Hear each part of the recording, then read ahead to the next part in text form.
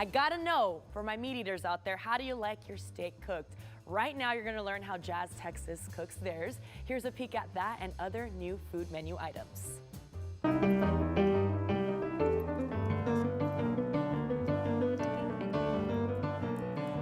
Just kidding, y'all. I do not play the piano. The credit goes to Doc Watkins himself, owner of Jazz Texas.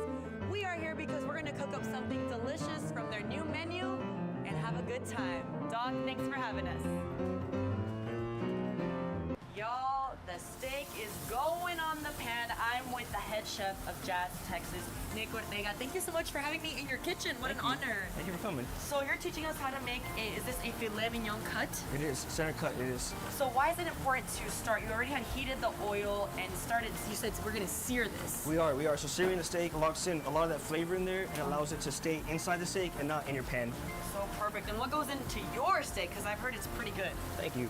Our steak, fairly simple. We got salt, pepper, rosemary, some garlic, and some nice compound butter that we make in-house that has some thyme, rosemary, and sage. Okay, so what do I need to do as it's searing on one side? What should I do next? Okay, right now we're gonna add just a little bit of garlic. Okay, and it's nicely diced like that, sliced. Is that like how many? Sliced. Yeah. Sliced. How many spoonfuls would you say? 2. 2 spoonfuls. I love garlic, Nick. I feel like it makes everything so much better. Do you stir the garlic I around? do. We're gonna move it around a little bit so it doesn't burn. Okay. You can give your pan a little twirl if you would like. To the right? Oh, to the right. Okay. Y'all, I feel like a chef up in here.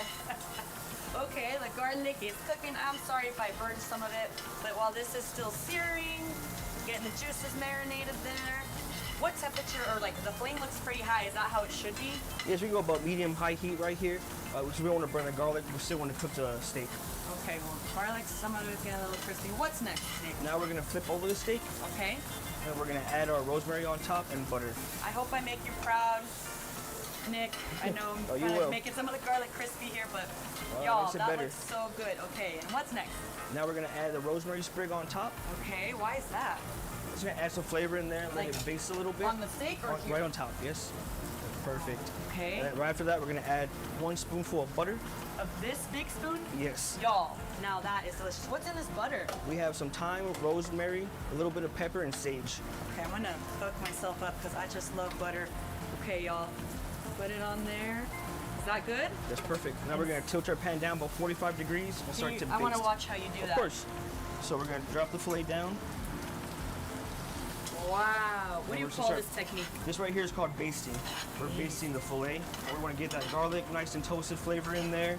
That And get looks that butter to get that rosemary nice and cooked. And chef, this is the final product right here. I know this is one of the many menu items, and I'm gonna go check out a couple more. Thank you so much for having me in your Yeah, kitchen thank again. you for coming.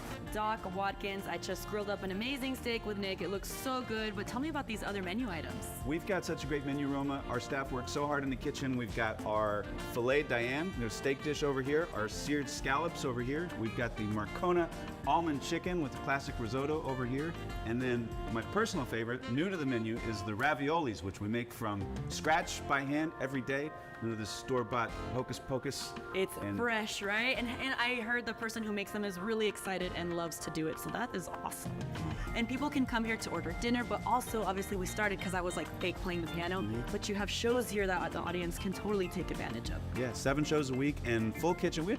We always thought, you know, we want Jazz Texas to be like the type of place where you might have seen Sinatra in 1965. You know, you can't imagine going to a show like that without getting a steak or some pasta and a bottle of wine, a cocktail, things like that. So we work hard behind the bar, we work hard in the kitchen, we work hard on stage, just do a great dinner show for everybody. Well, it's time for me to take a bite.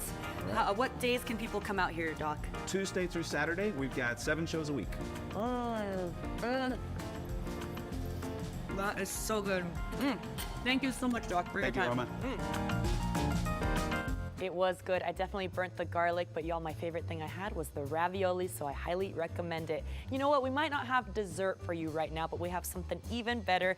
Here is Doc Watkins and his take on Michael Jackson's Thriller.